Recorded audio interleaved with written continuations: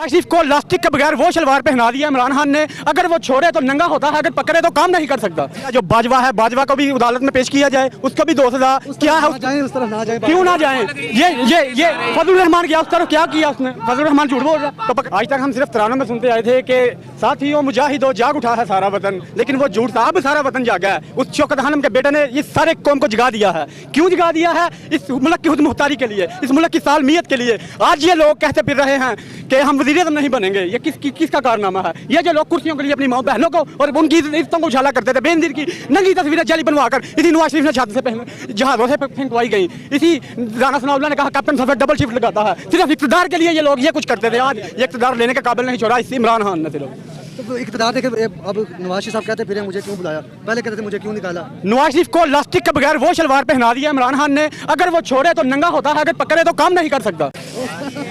मरियम नवाज साहबा वज़ीर लाएंगी तो 2 साल वाला प्रोजेक्ट है जो वो 1 साल में होगा, जो 9 महीने वाला वो 4 महीने में होगा, जो 7 महीने वाला वो 3 महीने में होगा, जो 5 साल वाला वो 2.5 साल में होगा। ये पर्सनल कहाँ है, वो उसकी स्पीड बहुत तेज है।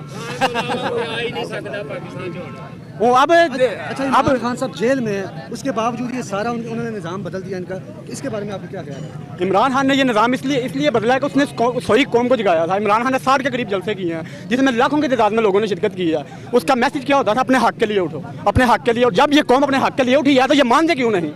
माने ना इसके। अगर ये इमरान खान हमारा मैंडेट है, इमरान खान हमारा लीडर है, इमरान खान को हमने वोट दिया है तो उस वोट को इज्जत दो।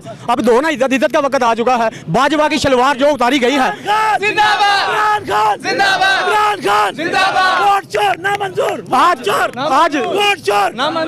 आज 100 रुपए की चीज, आज 100 रुपए की चीज 500 रुपए में मिल रही है। चीज 500 रुपए में मिल रही है। इसकी वजह जो बाजवा है, बाजवा को भी अदालत में पेश किया जाए, उसको भी 2 सजा क्या है, उस तरफ ना जाए, क्यों ना जाए। ये फजलुर रहमान गया उस तरफ, क्या किया उसने? फजलुर रहमान झूठ बोल रहा तो पकड़े उसको। कमिश्नर रावलपिंडी की भी गवाही आई है। हाँ, मौलाना फजल, इसके बारे में क्या? बहुत ज्यादा गवाहियाँ आई हैं। इसी नवाज शरीफ ने पूरी स्पीच की थी बाजवा के ऊपर, वो हमें वक्त भूला नहीं है। इमरान खान ने भी इसको कहा था गलत है, आज फजलुर रहमान ने कह दिया गलत है। कमिश्नर रावलपिंडी ने कहा कि ये निज़ाम गंदा है। क्या कब तक हम चुप रहें? कब तक हम चुप रहें? हम बोलेंगे, इंशाल्लाह जरूर बोलेंगे। काजी साहब के सामने जाकर देनी चाहिए पिटीशन, उन्होंने इलेक्शन करवाए हैं।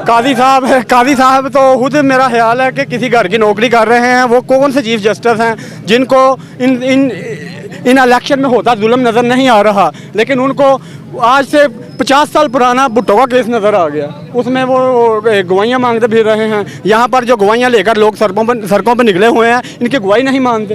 काजी साहब तो किसी घर की नौकरी कर रहे हैं। मैं काजी साहब को चीफ जस्टिस नहीं मानता। अच्छा, इन्हें 73 के मैंडेट के हवाले से आप खुसूसन क्या कहना चाहेंगे आप? नहीं, वो ये इंशाल्लाह अली असद मल्ली साहब और इफ्तिखार भट्ट साहब और अमानुल्लाह वान साहब जीते हैं, इनको इनका हक देना चाहिए। हम इंशाल्लाह सड़कों पर उन्हीं के लिए निकले हैं। हमारे अपना को तो कोई मुफाद नहीं है, तो अपने काम छोड़कर हम सड़कों पे आए हैं। किस लिए आए हैं? अपने हक के लिए आए हैं। हमने वोट दिया और इंशाल्लाह जो है वो अपने वोट की हिफाजत भी करेंगे।